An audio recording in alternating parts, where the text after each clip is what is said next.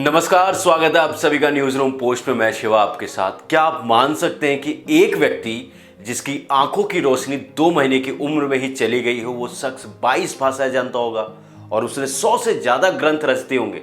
आप कहेंगे ये नामुमकिन है, लेकिन ये सच है।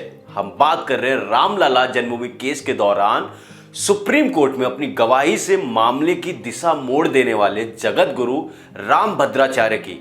हिंदू धर्म में साधु संतों की खास महत्व रहा है। सच्चे और तपस्वी साधु संत अपने प्रवचनों और ज्ञान के भंडार से भक्तों को सही मार्ग बताकर उनके जीवन का उद्धार करते हैं। रामचरितमानस में गोस्वामी तुलसीदास जी ने संतों की महिमा का वर्णन करते हुए कहा था कि अब मोहि भा भरोस हनुमंता, बिनु हरि कृपा मिलहि नहीं संता। आज हम बताएंगे आपको ऐसे संत के बारे में जो आध्यात्मिक गुरु और जन्म से ही सूरदास है। ये शिक्षक भी हैं, संस्कृत के विद्वान भी हैं, दार्शनिक, लेखक, गायक, नाटककार, बहुभाषाविद और 100 ग्रंथों के रचयिता भी हैं। श्री रामभद्राचार्य जी अपने असाधारण कार्यों के लिए जाने जाते हैं। उन्होंने अपना संपूर्ण जीवन मानव कल्याण को समर्पित किया है। नेत्रहीन होते हुए भी उन्होंने अपनी दिव्य दृष्टि से कई भविष्यवाणियां की, जिनमें कई सत्य भी हुई हैं। इन्हें 22 भाषाओं का ज्ञान है और 100 से अधिक ग्रंथों की रचना कर चुके हैं। साथ ही ये विश्व का पहला विकलांग विश्वविद्यालय भी चला रहे।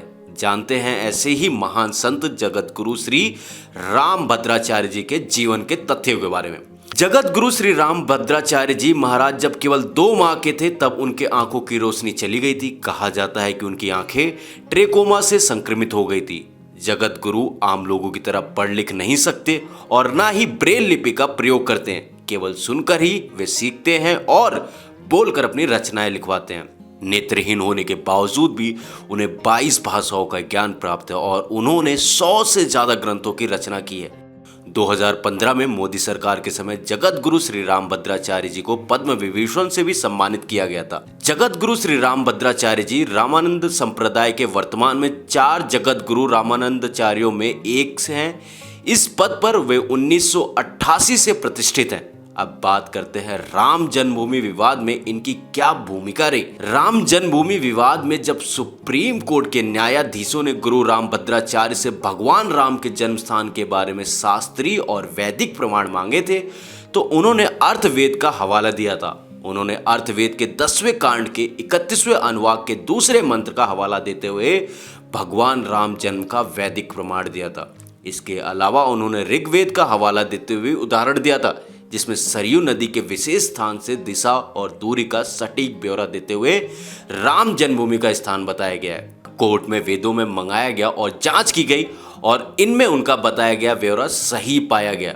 वहीं एक बार राम कथा के दौरान खुद रामभद्राचार्य ने बताया कि इस पीठ में शामिल मुस्लिम जज ने कहा, आप दैवीय शक्ति हैं।